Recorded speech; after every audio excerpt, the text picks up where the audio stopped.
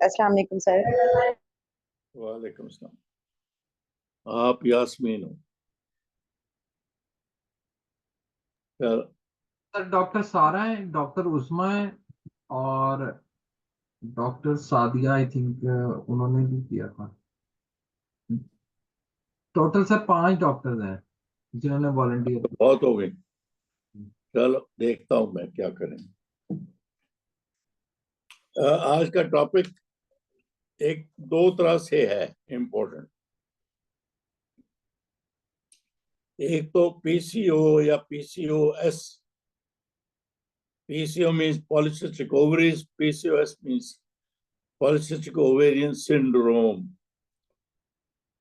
कि उसके polycystic ovary के साथ होता क्या है क्लिनिकली, फिर उसको पीसीओएस कह देंगे। और सिर्फ ओवरीज को डिस्क्राइब करना है टीवीएस करके या अल्ट्रासाउंड करके, उसमें आप मल्टीपल फॉलिकल्स देखते हैं तो उसको पीसीओ कह देंगे। ये सब्जेक्ट है कॉम्प्लिकेटेड इन द सेंस के पहली बात तो ये बड़ा कॉमन है, नियरली 30% एशियन आबादी को पीसीओ है। अगर आप आज 50 लड़कियां वहां बैठी हुई हैं, तकरीबन 20 को पीसीओ है। अगर ये इतना कॉमन है और हम एज गायनेकोलॉजिस्ट देखें तो 30% आबादी जो है they pass through PCO without any treatment. हमारी विलेजेस में रहने वाली वो किसी गायनेकोलॉजिस्ट के पास नहीं जाती, कोई हेल्प उनको अवेलेबल नहीं है। देखो उनके भी बच्चे होते हैं, वो भी नॉर्मली तकरीबन रहती हैं। तो इसलिए ये एक इसका पहलू ये है कि it's a common disease, common problem, but every individual is not affected equally. Most of them pass through it without any medical aid or help. ये तो क्लिनिकल एस्पेक्ट इसका हो गया। इन प्रैक्टिस इम्तिहान के हिसाब से अगर आप देखें 10 सेशन में एक आध related to PCO, hirsutism, obesity, इस तरह के टॉपिक्स के साथ जोड़ के ये आ जाएगा आपको। क्योंकि ये इम्तिहान के हिसाब से इतना इम्पोर्टेंट टॉपिक हो गया, इसको इम्तिहान के लिहाज से आप तैयारी कीजिए। इस पे बहुत सारी रिसर्च हो रही है, नए नए व्यूज। आप किसी कॉन्फ्रेंस में जाएं, वहाँ स्पीकर आपको बताता है वो जो किताबों में लिखा गलत हो गया, वो बात आगे चली गई है, ये हो गया वो। लेकिन मेरा सजेशन आपको ये है कि आप इस तरह टारगेट करके तैयारी कीजिए कि इसका 2-3-4 सेशन बना के ये हो तो मैंने इसको 8-10 मिनट में इस तरह कवर कर। हर लेक्चर में मैं कहता हूं मोस्ट इम्पोर्टेंट बात तो आपको जो भी टॉपिक आए, आपके टॉक्स के 10 सेशन है, हर सेशन के 10 मिनट है। आपने वो टॉपिक इस तरह से तैयार करना है कि वो 8 से 10 मिनट में कंप्लीट हो जाए। अगर वो कंप्लीट नहीं करती आप, कंप्लीट है वो मैं जब पढ़ाया करता था कहा करता था कोई भी टॉपिक हो उसका मतलब है वो टॉपिक में जो प्रॉब्लम डिस्कस हो रही है उसका बिल्कुल पूरा कंप्लीट ट्रीटमेंट, मेडिकल, सर्जिकल और फॉलो अप एंड एडवाइस। अगर इसको इस तरह कहा जाए कि अगर स्टैटिक का केस है, दैट मीन्स प्रेगनेंसी रिलेटेड, तो बच्चे को आपने मॉनिटर करना है, डिलीवर करना है, माँ और बच्चे को घर भेजना है और फाइनली कंट्रासेप्शन की एडवाइस देनी है।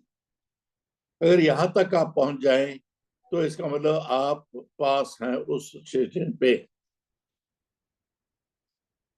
हालांकि आपने कोई रिसर्च रेफरेंस नहीं दिया होगा, कुछ नहीं, लेकिन आप पास हो जाए। इसी तरह गायनेकोलॉजिकल पेशेंट है, उसकी प्रॉब्लम जो है, उसके क्या डायग्नोसिस बनाया है, क्या सिम्टम साइन देख के और क्या इन्वेस्टिगेशन की है, फिर मेडिकल ट्रीटमेंट, फिर सर्जिकल ट्रीटमेंट, फिर आजकल यूएई या कुछ और भी है, वो सारा कंप्लीट ट्रीटमेंट करके मरीज को अपने घर भेज दिया है, तो आप पास।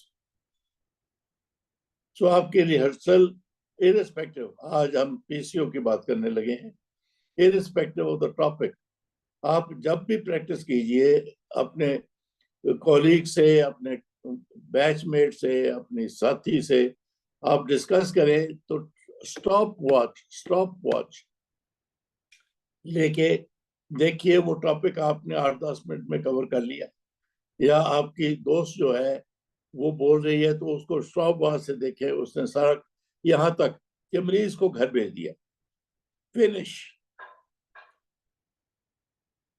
उसके आगे कोई डिस्कशन नहीं है। The treatment given is complete and patient will come for follow up. उधर ऑब्स्टेट्रिक केस में बच्चा और माँ घर चले गए, फैमिली प्लानिंग कॉन्ट्रासेप्शन की एडवाइस दे दी गई, without exam looking at the examiner you pass. तो इसलिए मैं ये कहूँगा कि ये पीसीओ के लिए मैंने आपके पहले 5 मिनट लगा दिए इस पे एम्फेसिस करने के लिए कि आप, PCO is a difficult subject from theory point of view, उसकी क्या कॉजेज हैं, क्या है, किससे रिलेटेड है, वो मेरी किताब में सबसे पहला फिक्र यही है, it is a complex disorder, और वो कॉम्प्लेक्सिटी उसकी manifestation is by oligomenorrhoea, irregular menses, hirsutism, acne, subfertility and hyperandrogenism। ये मल्टीपल फैक्टर्स हैं उस जिसको हम पीसीओएस कहते हैं। और जैसे मैंने अभी भी बोला, इसका इंसिडेंस एशियंस में मोर देन 30%, शायद पाकिस्तान में इससे भी ज्यादा हो। फिर it comes to symptoms, symptoms कोई फिक्स नहीं है, सो वेरिएबल, वेरिएबिलिटी है कि कितना उसको हाइपर एंड्रोजनिज्म है, जिनमें बहुत सीवियर होता है हाइपर एंड्रोजनिज्म, उसमें सीवियर हिस्टोटिज्म भी होता है, एक्ने भी होती है, एलोपेसिया भी हो जाता है, और ऑफ कोर्स सब फर्टिलिटी होती है। This is in addition to menstrual disturbance,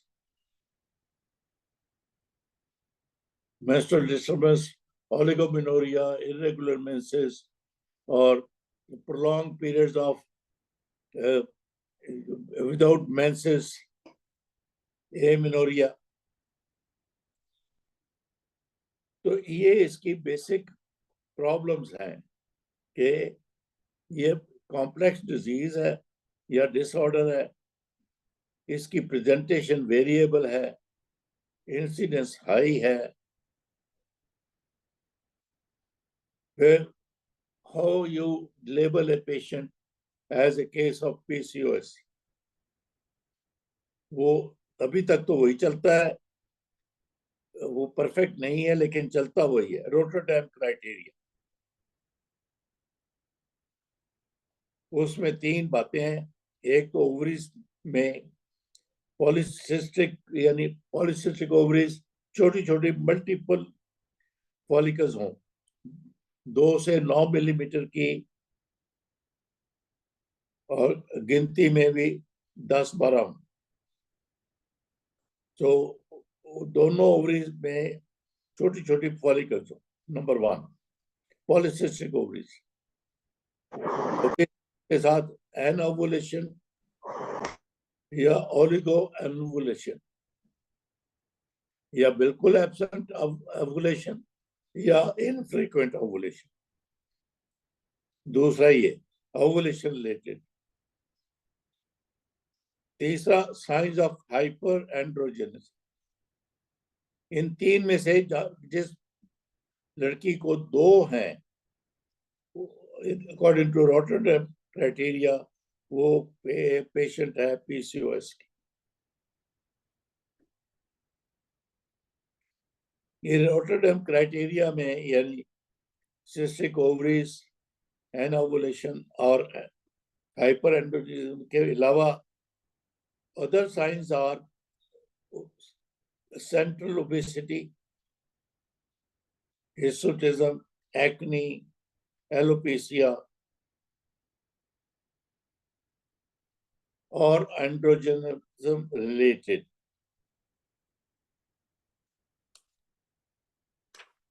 तो अगर आपके पास पेशेंट आती है, उसको ओबेसिटी है, हिर्सुटिज्म है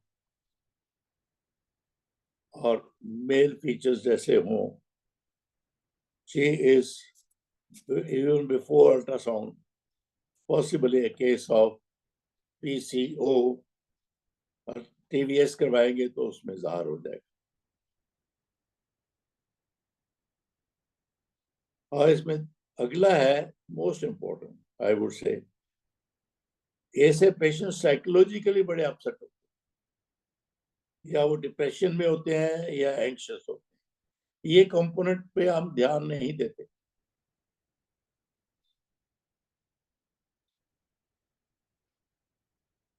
इस पे सबसे इम्पोर्टेंट बात है कि हम जब मरीज आए, चाहे वो यंग गर्ल है, मिडिल एज है, जो भी है, आप उसकी ये बात असेस जरूर कीजिए। ये तो है जो मैंने मेरी किताब में लिखा, लेकिन इसके अलावा मैं सोचा कि आपको गाइडलाइंस जो हैं उसको भी मैं दोहरा लूं आपके साथ। ये मेरे सामने पड़ी है गाइडलाइन नंबर 33 रॉयल कॉलेज की, और नाइस वालों ने भी उसको एक्रेडिट किया। उसमें इंपॉर्टेंट बातें जो आप सिर्फ हेडिंग लिखते जाए,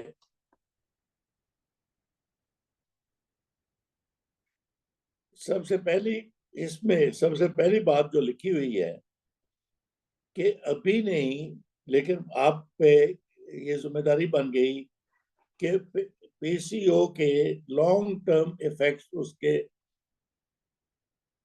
हेल्थ पे क्या होंगे। ये जरूर उसको आप मेंशन कर दीजिए, ताकि वो सीरियसली जो आप ट्रीटमेंट दें उसको प्रिस्क्राइब करें, उसको ले। ये गाइडलाइन में उसके बाद नंबर 2 बात जो लिखी हुई है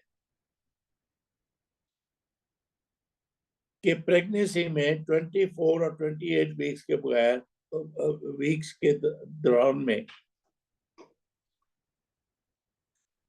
उसकी डायबिटीज को जरूर असेस कीजिए। ब्लड शुगर करवाइए, if need be glucose tolerance test करवाइए। ये आप अंडरलाइन कर लीजिए।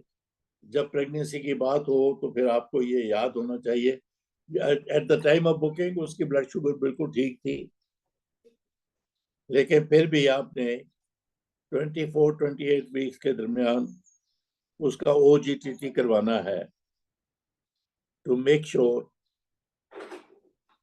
उसको प्रेगनेंसी में डायबिटीज नहीं हो गई।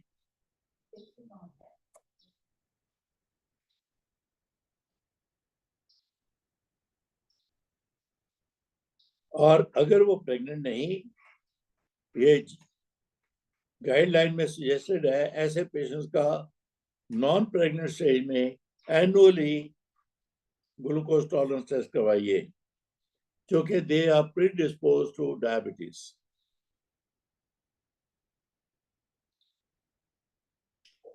अगर वो ओबीज है, उसके हस्बैंड से या किसी करीबी रिश्तेदार से, बहन से, माँ से पूछिए उसको स्लीप एपनिया तो नहीं है। अगर हो तो उसको स्लीप एपनिया के ट्रीटमेंट के लिए भेजिए। ये आप प्रिवेंटिव, ये कंप्लेंट नहीं की उसने। एज ए गुड डॉक्टर,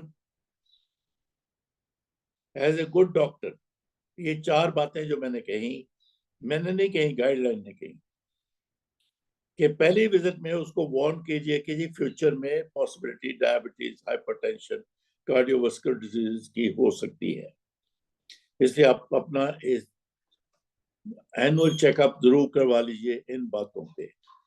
दूसरी बात मैंने कही है, अगर पेशेंट डायबिटिक नहीं भी, आपने एट बुकिंग उसका ब्लड शुगर करवाया था, वो रैंडम नॉर्मल था, फिर भी 24-28 वीक्स के दरमियान उसका ओजीटीटी करवाई, और नॉन प्रेग्नेंट स्टेज में भी एनुअली वो करवाते रहे। और 20 जो है जिसका बीएमआई बहुत हाई है, उसके हस्बैंड से पूछे स्लीप एपनिया तो नहीं, अगर है तो उसका ट्रीटमेंट करवाइए।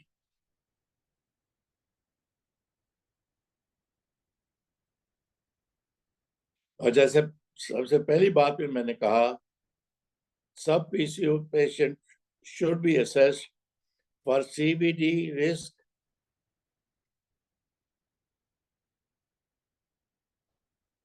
खासकर वो जो ओबीज है, लैक ऑफ एक्सरसाइज है, स्मोकिंग भी करती हैं, और जिनकी फैमिली हिस्ट्री भी डायबिटीज की है, और लिपिड प्रोफाइल ठीक नहीं, उन सब को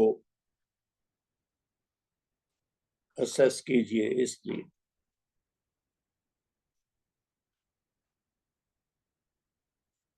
फिर ओलिगोमेनोरिया, एमेनोरिया जिन पेशेंट्स को है, यहाँ लफ्ज लिखा है मे प्रीडिस्पोज, जरूरी नहीं है, may predispose to endometrial hyperplasia and later carcinoma.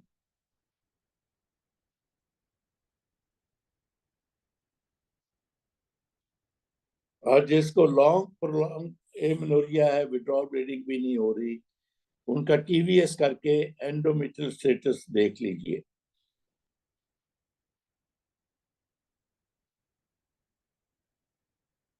और ये बात को अंडरलाइन करके इंपॉर्टेंस दीजिए। इसमें लिखा हुआ है, there does not appear to be an association with breast, ovarian cancer, इसलिए इसकी वजह से उसकी ब्रेस्ट और ओवरी की सर्वेलेंस ज्यादा जरूरी नहीं।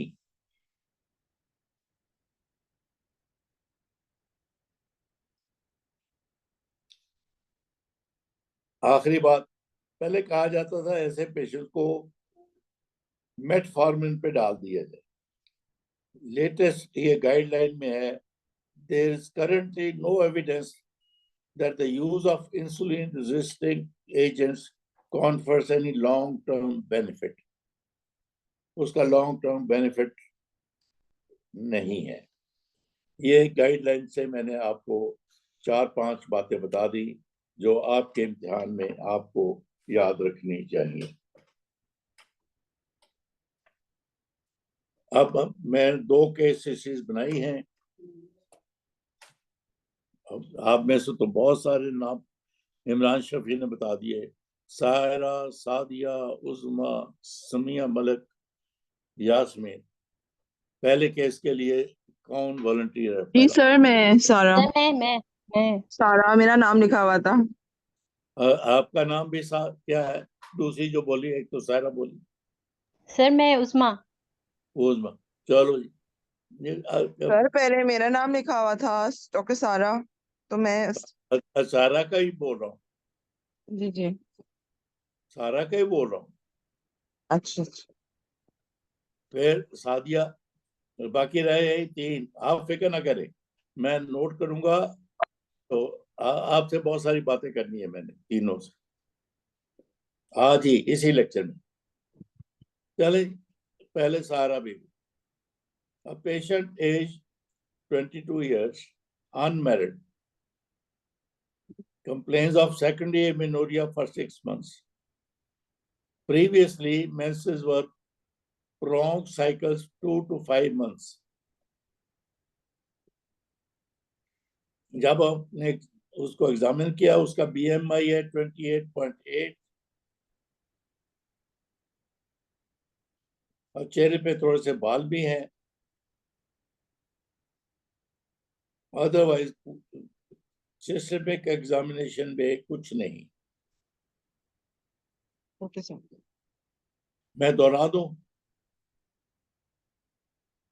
एज 22, अनमैरिड, ये कॉमन प्रॉब्लम है जो आप देखते हैं।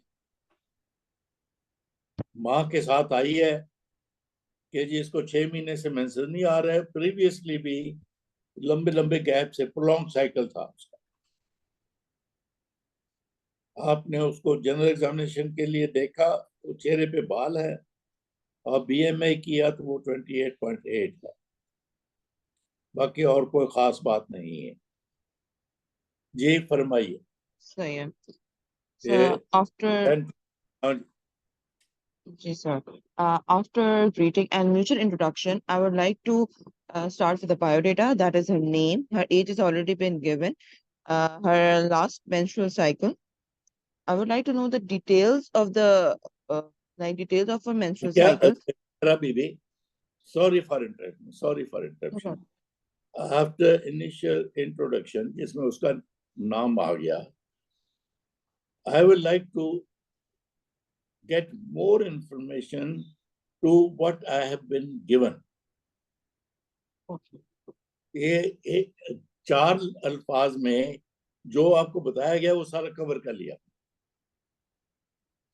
Yes, sir. मैं तो टाइम सेव की बात करता हूँ बाबा, क्योंकि आप इधर उधर हो जाते हैं, वो 8-10 मिनट में पूरा नहीं होता तो फिर आपको नेगेटिव मार्क्स मिल जाते हैं। I will say like this, फिर आपसे दोहरा लूंगा, फिर बात आगे चलेगी। After our mutual introduction, I would like to get more information to what I have been given already. Okay, sir. अब ऑलरेडी जो दी गई है वो आपके सामने है। 6 महीने से उसकी उम्र है, अनमैरिड है, 6, ये ऑलरेडी आ गया कह के आपको। अब इससे आगे आपने चलना। It saves you 2 minutes. Okay. Sir, after mutual introduction, I would like to get some more information. That is her details of her menstrual cycle. For how many days does she bleed? The number, what is the flow of her cycles? How many pads she use? Is there any pain during the cycles? Does she bleed her spontaneously herself or is she in need of withdrawal? आप मेरी registrar होती तो मुझसे नाराज होकर उठ के चली जाती। मेरे साथ बहुत दफा ये हुआ, मेरी रजिस्ट्रार, मैं पढ़ा रहा हूँ, उठ के भाग गई। भाई क्यों? कि जी तो आपका तो कोई दीन ईमान नहीं, आप मुझे चलने नहीं देते, आपको कहने नहीं देते, आप ये करते हैं। बहुत सारी है। बल्कि आप में से कोई मुल्तान की लड़की सुन रही है तो वहां पे मेरी रजिस्ट्रार बहुत बड़ी प्रोफेसर बनी, बहुत बड़ी, नाज परवीन उसका नाम। वो एक दफा मेरी रजिस्ट्रार थी तो मैं एक पेशेंट पे गया तो उसको, उस जमाने में राउंड बड़ा होता था, प्रोफेसर और रजिस्ट्रार एक दो हाउस थे बस, अमला इतना ज्यादा भी नहीं होता, तो इसलिए 1 to 1 बात ज्यादा चलती थी। तो मैंने पूछा, नास इस पेशेंट को कैसे डिलीवर करो? उन्होंने कहा जी मैं caesarean section, which we had planned. मैं सिजेरियन सेक्शन, मैंने कहा तुम तो फेल, बुरी तरह फेल, तुम्हें पास नहीं कोई करेगा। Para para para fail. कि क्यों फेल? मैं क्या, योर आंसर इज रॉन्ग। तो खैर मैं उसको समझाया कि सेक्शन कहने से पहले ये बताओ कि इसमें ये है, ये है, ये है, इसलिए सिजेरियन सेक्शन करूंगा। बात होगी। अगले दिन गए और उसी पेशेंट पे, इसको कैसे डिलीवर करोगे? उसने कहा ये मैंने कहा तुम तो फेल। वो भाग गई वहां से चल। मैं किधर जा रही है, किधर जा रही कि आपका तो दीन ईमान कोई नहीं, मैं सेक्शन को हूं तो फेल, वजाइनल डिलीवरी करूंगा तो फिर आप तो बिल्कुल ये खैर मैंने उसको कहा no before you say anything you justify that आप कुछ भी कहने से पहले उसको जस्टिफाई करें कि ये इसलिए ये करूँ इसलिए आगे ये पूछूंगी इसलिए आगे ये पूछूंगी सो सेम आपको फिर मैं सॉरी सर आपको No इंटरप्ट किया problem. मैंने तो लेकिन आप यकीन addition to the information given to me I like to find out क्या और क्यों Okay. Sir, I would like to find out the details of her menstrual cycle. I want to see कि how many days she bleed and what is the flow so that I can get to know what is the like how is she bleeding right now. And also I would like to know. मैं आपके पास जरा improve कर दूं क्योंकि वो उसको पहले भी बताया गया previous cycle 2 to 5 how infrequent the cycles were and how many days how much blood loss were there बस आप ओलिगोमेनोरिया हाइपोमेनोरिया की बात करने वाली हैं क्योंकि हिस्ट्री में हम ओलिगोमेनोरिया हाइपोमेनोरिया नहीं कहते वो चूंकि पेशेंट की लैंग्वेज इस्तेमाल करनी होती है तो इसलिए how infrequent menses were how many days she used to bleed and how much यही And how आप much? एग्जामिनर को बताना चाहती हैं Yes, sir. Is there any pain during the cycles? ठीक हो गया Then yeah, yeah. Now I will go toward the symptoms. Is there any history of weight gain, hirsutism, acne, alopecia? Good Now I would like to know about the details of the previous cycles she had जो before that चले ठीक है कि since main बिना dish. के पहले normal भी थे कि हमेशा ही ऐसे Yeah. ठीक ठीक हो गया Uh, then I would like to know her any history of heat or cold intolerance, constipation, diarrhea. Good Then any history of headache, blurring of vision, and galactoria. तो आपने वहां से शुरू करना था जो आप कह रही हो कि एमेनोरिया सेकेंडरी है वो हेडेक ठीक है कि नहीं any disturbance in vision pituitary हो गया फिर थायराइड हो गया फिर वो उस तरह से आइए ताकि आपका कोई मिस ना हो जाए So फिर like बोलिए I'll start with any so after mutual induction, I will try to get some more information. I would ask like how infrequent are the cycles? How what is the flow of the cycle? Is there any pain during the cycles? Now I would like to know her age of menarche and how were the cycles regarding its detail. And now I would know that how is there any complaint of headache, blurring of vision, and then any history of heat or cold intolerance, constipation, diarrhea, any history of weight gain, acne, hirsutism, and galactoria. Then absolutely perfect सिर्फ थोड़ी सी आप कहेंगे बहुत ही चीड़ा examiner थोड़ी सी कि ये weight gain तो है ना उसको 28 केजी के ये उसके how many years she has been overweight and her eating habits and exercise इधर ही ऐड कर दीजिए sorry, yeah. Right. Okay. Has she taken has any investigation and treatment taken by the patient? Any history of withdrawal? Does she bleed herself or on withdrawal? And after how लेकिन many? आपका ये जो comment है any investigation done doesn't mean a thing to the examiner आप नाम लीजिए उसके blood test for hormones उसके blood test for thyroid test उसके ब्लड टेस्ट इस तरह से बोलिए Achha, yeah. So I would like to know if she has done any investigations, that is serum FSH, serum LH, prolactin, TSH, total testosterone, and ultrasound pelvis transvaginal ultrasound for the endometrial thickness, for the morphology of the ovary, for the ovarian volume, and endometrial pathology. excellent चलो Okay. Now I will also go for the general physical examination of the patient to see her acne and her acne हो गया, hirsutism है, and any and on for abdomen examination to see for any tenderness or any mass.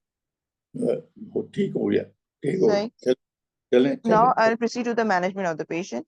I will counsel the patient regarding the diagnosis. एक minute आपको बताऊं, ये अब जो दोहराया है ना आपने, ये सारा कुछ 4 मिनट में कर लिया। So you got 6 minutes more, which is plenty of time. Yes. और आपने हिस्ट्री, फिजिकल एग्जामिनेशन और तकरीबन इन्वेस्टिगेशन सारी कोई उसमें छोड़ा नहीं है। See, if you remain focused, there's plenty of time. Challenge after these investigations. After I will after the history examination investigation, I will counsel the patient regarding the diagnosis that the cause of her irregular cycles are due to polycystic ovarian syndrome, and I will ask the aim of the इसमें management is थोड़ा to हम ये ना add कर दे, if during investigation we find her LH is high, FSH is low, and ये इस तरह का करके ताकि फिर लगे कि बाकी हार्मोन सारे ठीक हैं, थायराइड ठीक है, एड्रिनल कॉर्टेक्स के टेस्ट ठीक है, तो फिर आई विल काउंसल। okay. हमने डायग्नोसिस पक्का कर लिया, फिर काउंसल पे आ गया। As the LH is high and FHS is normal, so is low. So I will counsel the Sex hormone binding globulin. since her binding globulin is are decreased. So I will counsel the patient that the cause of an irregular cycle is due to polycystic ovarian syndrome, and aim of management is to regularize her cycle and improve her symptom. So for the regularization of the cycles, I will advise her first lifestyle modification to reduce her caloric intake, perform walk at least 30 to 60 minutes per day, and reduce her weight at least 5 to 10% of her body weight. Avoid the bakery items and sweet items. Now, for the regularization of the cycles, I will prescribe her oral contraceptive pills, which will be given, that is Dianide or Yasmin, which is given for 3 months. Once the cycles are regularized, then her periods will get normal. फिर और क्या बताऊंगी? And for her hair, आपको मैंने guideline की लंबी 5-6 बातें बताई, वो सारी आपने दोहरानी है यहाँ पे। सर लेकिन ये तो अनमैरिड लड़की है ना, अब उसको फर्टिलिटी के बारे में तो फ्यूचर नहीं बताना। अच्छा वो बताऊंगी सर लॉन्ग टर्म इफेक्ट्स उसका बताएंगे ना। Future is most important. उसकी माँ तो साथ तब आई है, उसको फिक्रमंद है, इसके बाल है, वजन है, कि इसकी शादी करूं, बच्चे होंगे कि नहीं होंगे, क्या होगा क्या नहीं होगा। फिर उसके लॉन्ग टर्म प्लानिंग कि अगर तुम इसी तरह रही तो तुम्हें हाइपरटेंशन, कार्डियोवास्कुलर, ये मैंने जो आपको बताया गाइडलाइन, जाके घर पढ़ लीजिए, ये 5-6 बातें हाईलाइट कीजिए, सारी ना पढ़ें। ये मैंने 5-6 बातें इसमें से बोली हैं, वो आप हाईलाइट करके बोलनी है। पहले काउंसलिंग अबाउट आवर फ्यूचर, कि देखो बेटा अगर तुम्हारा वजन इसी तरह रहा और इसी तरह मेंसेस रेगुलर रहे तो फिर लॉन्ग टर्म तुम्हें हार्ट डिजीज भी हो सकती है, तुम्हें फलां भी हो सकता है, तुम्हें फलां भी हो सकता है। काउंसिल नंबर 1 बोला है गाइडलाइन में फॉर द फ्यूचर। फिर उसके बाद अगर तुम्हारी शादी हो जाएगी तो इनफर्टिलिटी का चांस आता है, सब ओवुलेशन और एनओवुलेशन का रिस्क है, तो उसके लिए तुम्हें फिर ट्रीटमेंट करवाना पड़ेगा। नंबर 2। नंबर 3, जो पहले आपने नंबर 1 बोला, मैं नंबर 3 पे बोल रहा हूँ, तुम अपना लाइफस्टाइल बाबा बदलो, एक्सरसाइज करो, खाना कम करो, वजन कम करो। आपने 10% बोला, बड़ा अच्छा बोला। फिर रह गया उसका, उसको तो फिक्र अपने चेहरे पे बालों की, उसकी ट्रीटमेंट बताओ कि तुम इसके लिए ब्यूटिशियन के पास जाओ, क्या करो क्या नहीं करो, ये सारी बातें बोलनी है। और आपके पास 4 मिनट थे, ये सारी बातें 3 मिनट में बोली जा सकती। सर मैं बताती हूँ, I will counsel the patient that and her mother that if she does not control her weight, if she does not regularize her cycles, she may need to have other health problems in future. That is cardiovascular disease and diabetes, dyslipidemia, hypertension, impaired glucose tolerance, and in long run, if she gets married, she would lead to subfertility if her weight is not reduced and her cycles are not regularized. So for that, she has to maintain her, reduce her weight keep on maintenance. And फिर और क्या और बोल फिर आइए and now for the hair growth. और menses regulation, ये मैं कहूंगी कि ये क्यूरेटिव नहीं है। Oh yes, and हाँ, it is not curative, and this is a lifelong, मतलब she will have PCOS until and unless she मतलब ये खत्म तो नहीं होता ना डॉक्टर PCO जब तक कि उसकी weight reduction नहीं होगी. जी बिल्कुल बिल्कुल। तो So फिर like she will be counseled that she has to keep her weight maintained, otherwise she may because PCO is a lifelong thing, so for that she has to reduce her weight. And तो किताबों में lifestyle का लफ्ज बड़ा लिखा हुआ है। She has to change her lifestyle, which means diet, exercise और giving up smoking, ये वो सारा lifestyle में आ जाता है। And for her hair growth, I will recommend her to go for the laser, which may reduce her hair growth and thin her hair follicles.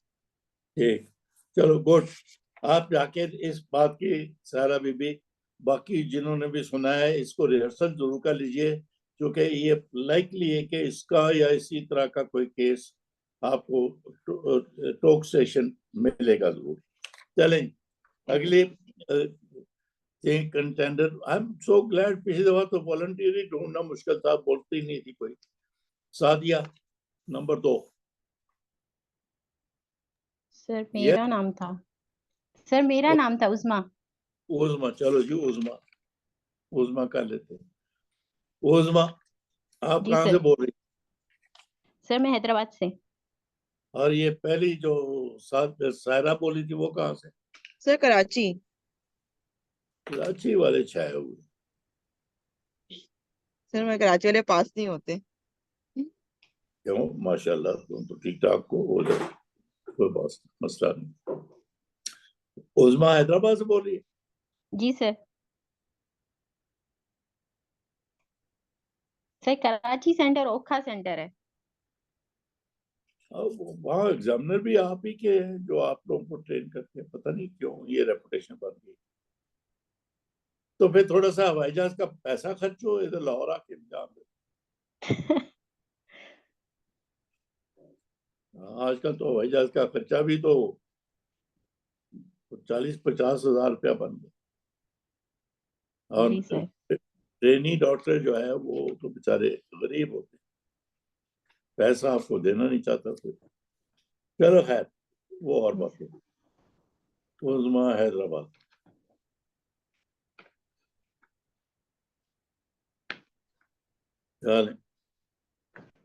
As 26, married for 6 years, mesocycle irregular,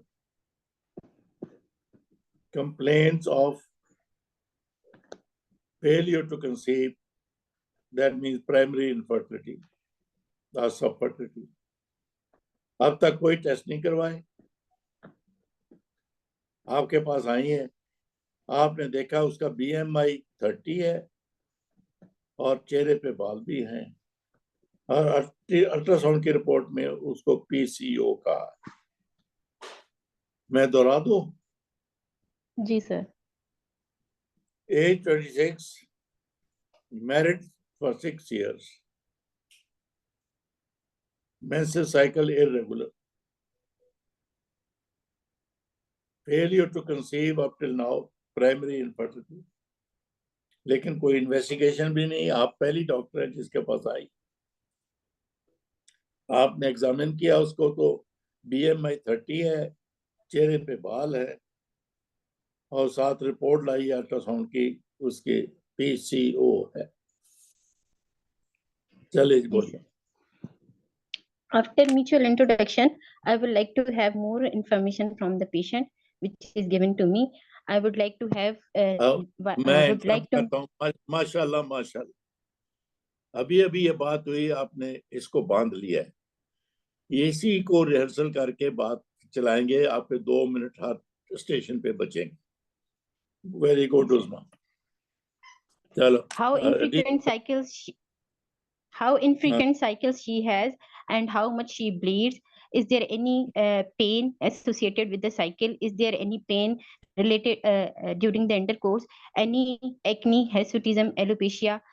Either her previous cycles were regular, and what is her LMP, and any history of the headache, blurring of the vision, galactoria, and heat intolerance, constipation, and cold intolerance, and tremors, and palpitation, and any as she has weight gain, is she eating more, and any history, and since how as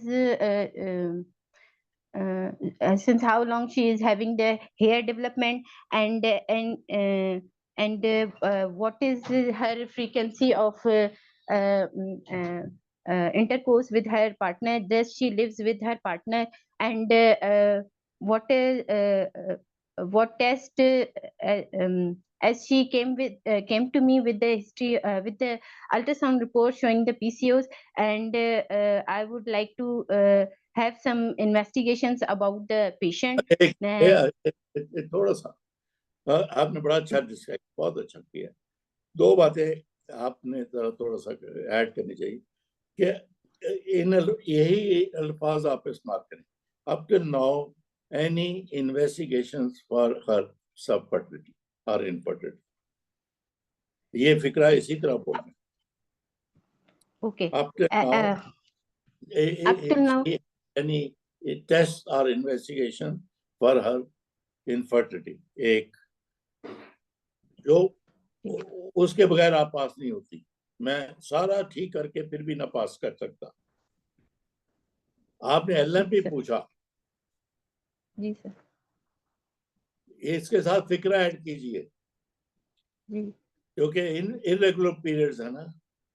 if जी जी LMP sir, was more than a month ago, I will like to do pregnancy test. ये मोटा सा लिख लें, मोटा सा। जिस पेशेंट का आपके पास आई LMP is more than a month back, she has missed a period, और पीरियड नहीं आए, चाहे पहले भी 2 महीने बाद आते थे, अब भी 2 महीने बाद आएंगे, लेकिन महीने से ऊपर हो गया है, तो आप सब ने लिखना है, सब कह लो, अंडरलाइन कर लें रेड से कि आप जिसका LMP महीने ज्यादा है, इन्वेस्टिगेशन में सबसे पहला टेस्ट बोलना है वो है प्रेगनेंसी टेस्ट।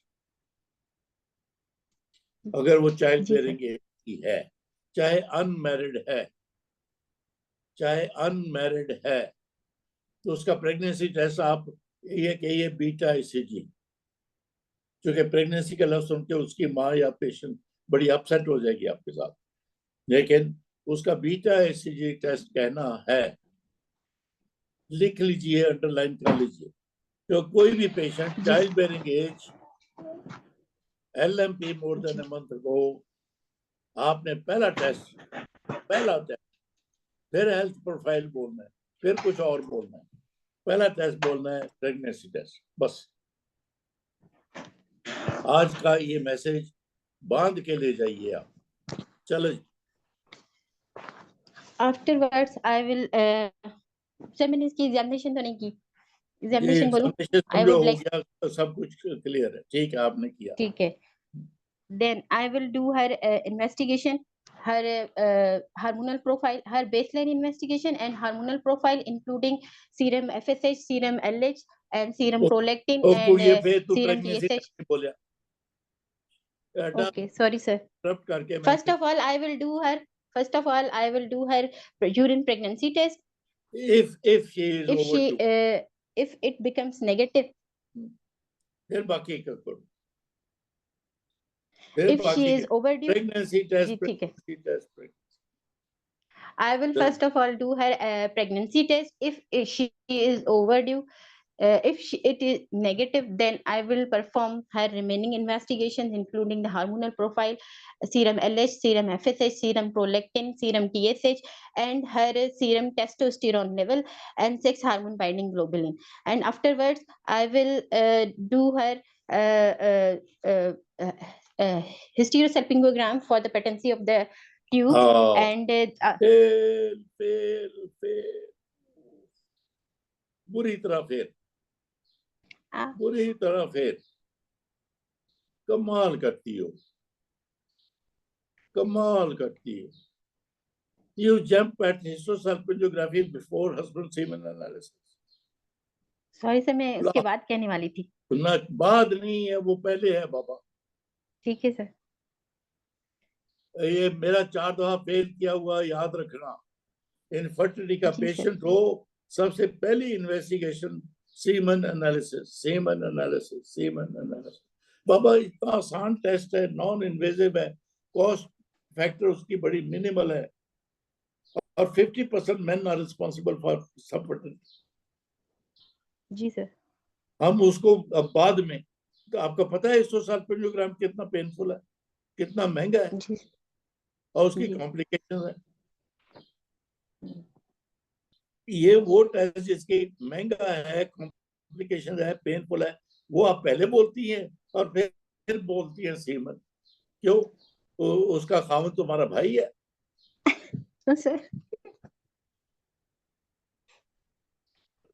तो अगर इनफर्टिलिटी की तरफ जाना है, आज सब आप लिख लीजिए प्लीज प्लीज प्लीज, कि सबसे पहला टेस्ट जो बोलेंगे आप, प्रेगनेंसी टेस्ट तो वो अलग बात होगी, वो सबसे पहला ही रहेगा, लेकिन इन्वेस्टिगेशन ऑफ फर्टिलिटी पहला टेस्ट है सीमन एनालिसिस।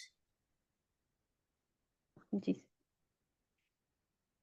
तो उसकी डिटेल नहीं बोलनी, सिर्फ जी लफ्ज बोलना है। एग्जामिनर पूछेगा उसके पैरामीटर क्या नॉर्मल है क्या नहीं नॉर्मल, फिर बोल दीजिए, लेकिन लफ्ज सिर्फ सीमन एनालिसिस बोल। और फिर आपने हिस्टोसाल्पिंगोग्राम बोला पहला, बाबा उससे पहले ओवुलेशन तो चेक करो। Day 21 progesterone level. तो उसके लास्ट ऑफ ऑल ये ट्यूबल टेस्ट, चाहे आप HSG करवाओ, चाहे लेप्रोस्कोपी करवाओ, चाहे अल्ट्रासाउंड गाइडेड करवाओ, दे आर पेनफुल।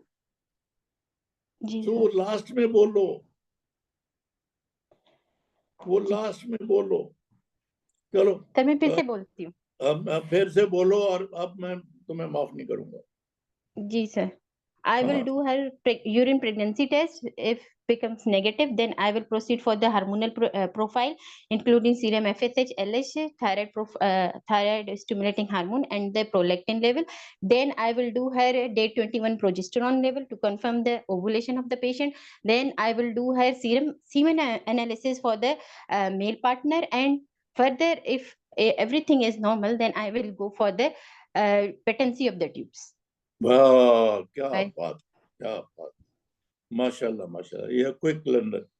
अगर इस तरह से बोल, सब आप रिहर्सल करना घर जाके, अब घर में बैठे हो कि इनफर्टिलिटी का मरीज हो तो ये बोलना है जो उस्मान ने बोला,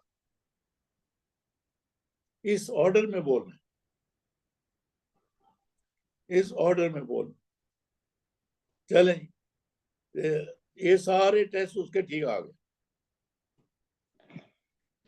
Then I will manage the patient, counsel her that she is having the according to the ultrasound polycystic ovaries, and she has her BMI of 30 and her age is 26. So she should optimize her weight, and by having the exercise daily for the 30 minutes, and have मैंने अभी भी including the बोला dietitian. Lifestyle, अभी भी बोला lifestyle change करो बस।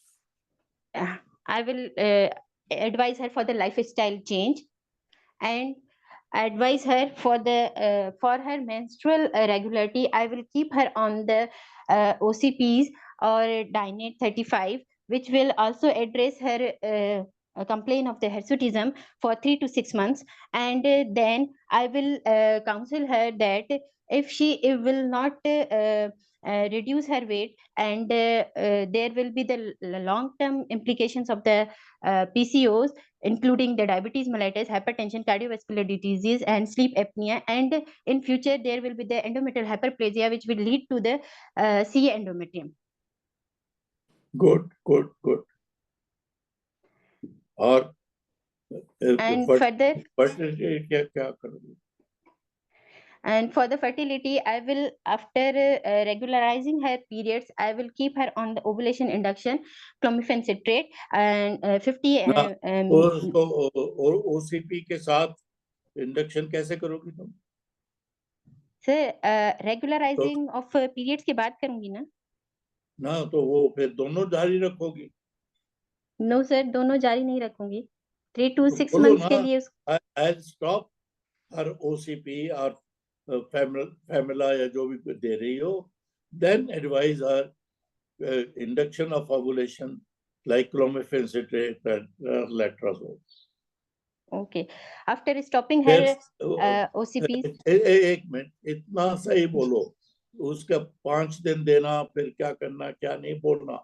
Okay. So ठीक sir. for treatment of fertility, I'll ask, आपने बोला लाइफस्टाइल चेंज करो, तो फिर वो सारा कुछ करूँ.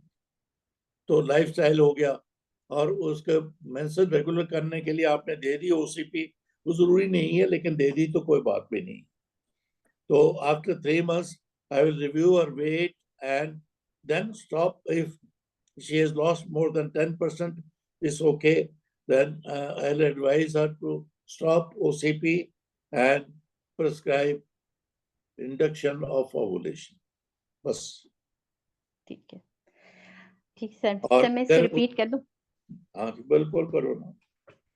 After explaining her that she is having PCOS, I will advise her for lifestyle modification and long-term implications of the PCOS on her life. And then I will explain her that she will be given the OCPs for 3 to 6 months. And after stopping the OCPs, I will look for her weight reduction is 10% and her periods are regularized. Then I will put her on ovulation induction for the purpose of fertility. Very good.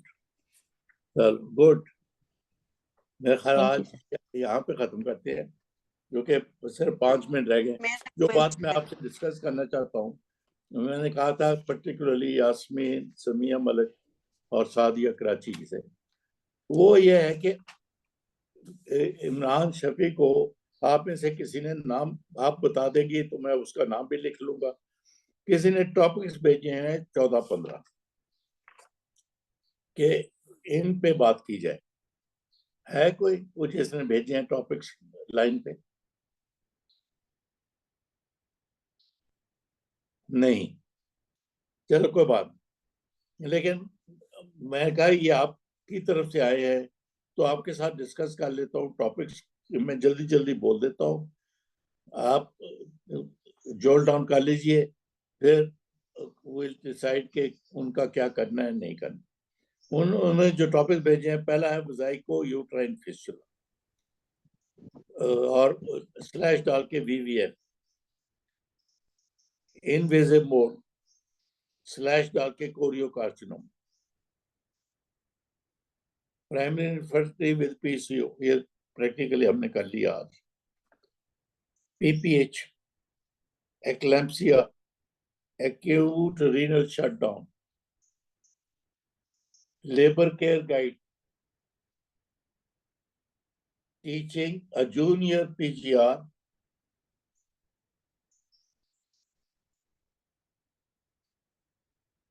then identify degree of perineal tear with fecal incontinence.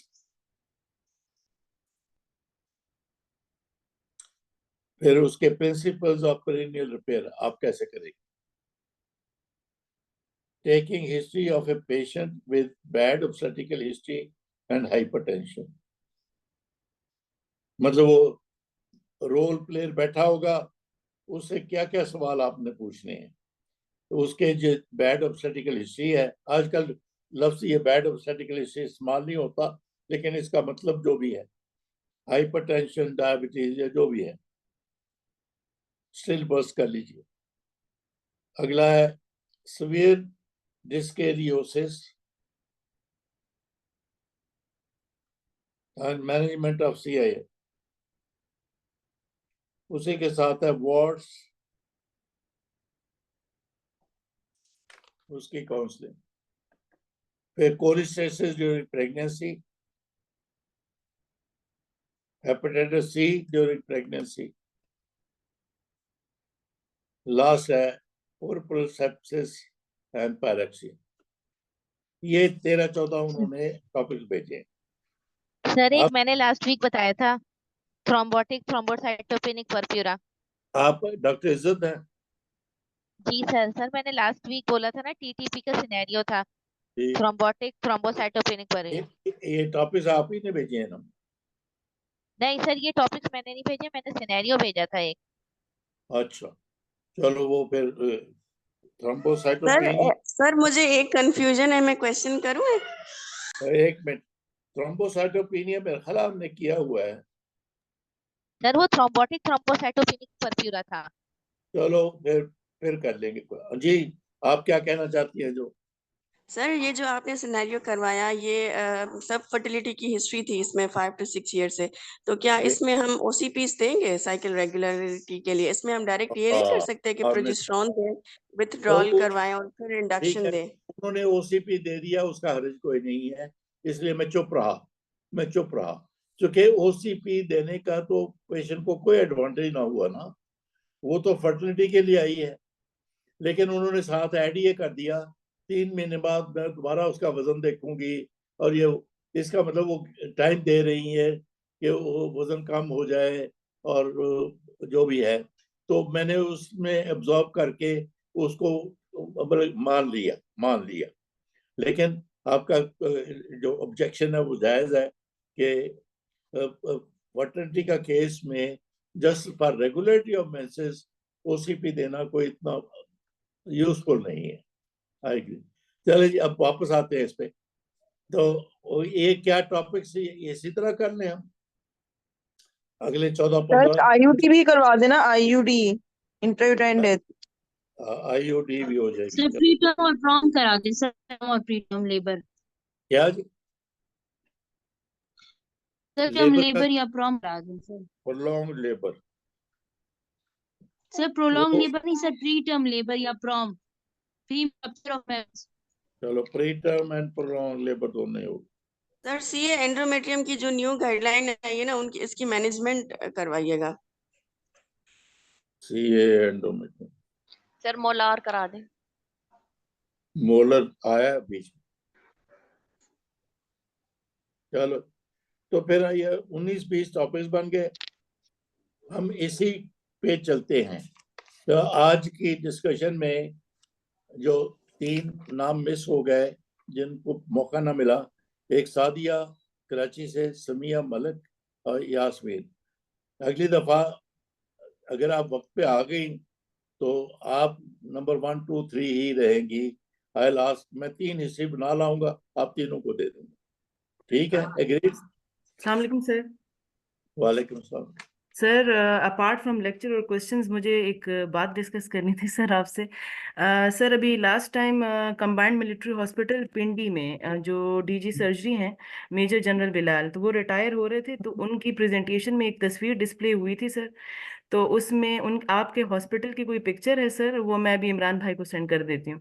उसमें आप हैं sir और वो खड़े हुए हैं, आप young हैं, तो वो मुझे सर दिखाई गई थी, तो मैंने कहा कि मैं वो आपके साथ शेयर कर दूंगी। चलो जी, आपकी बहुत मेहरबानी। जी सर। देखें, बात यह है कि मेरी उम्र के हिसाब से ये जो मेजर बिलाल रिटायर हो रहे हैं, यानी वो 60 साल के हो रहे हैं, 60 या 60 के ही जनरल रिटायर होता है। मैं उस वक्त पढ़ाता था जब ये स्टूडेंट थे। तो ये अल्लाह ताला की मुझ पे बहुत बहुत बहुत करम नवाजियां हैं, बहुत।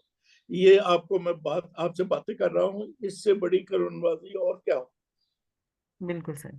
और क्या होगी कि अल्लाह मियां ने मुझे सेहत दी, वक्त दिया, और आप दिए जो मेरी बात सुनने को तैयार हो, वरना मेरी थैंक उम्र यू के सर, थैंक यू। बाबे जो है उनकी तो तो इस तरह जनरल साहब ने तस्वीर दिखाई तो उसकी बड़ी मेहरबानी है। I am overwhelmed. लेकिन आप सब मेरे बच्चे हो, मुझे तो खुशी होती है आप सबसे बात करके। सर वो आपकी जो पिक्चर थी वो पूरे हॉल के सामने डिस्प्ले की गई थी sir. Thank you very much. चलिए, तो फिर अगला टॉपिक क्या होगा? ये जो लिस्ट है इसको ऊपर नीचे कर लेते हैं। पहला टॉपिक उन्होंने दिया हुआ है वजाइको यूट्राइन फिस्टुला या वजाइको वजाइनल फिस्टुला, यही कर लें। जी जी सर सर, यही कर वजाइको लें। यूरिट्राइन कर लें। यस सर ये कर लें। चलो जी, वजाइको वजाइनल फिस्टुला अगला हो। अगली बुध को ईद तो नहीं हो जाएगी? नहीं नहीं सर। No, नहीं। sir. चलो जी, थैंक यू वेरी मच। 10:30 हो गए मेरा। सर मेरा एक क्वेश्चन है सर। हाँ जी, पूछिए।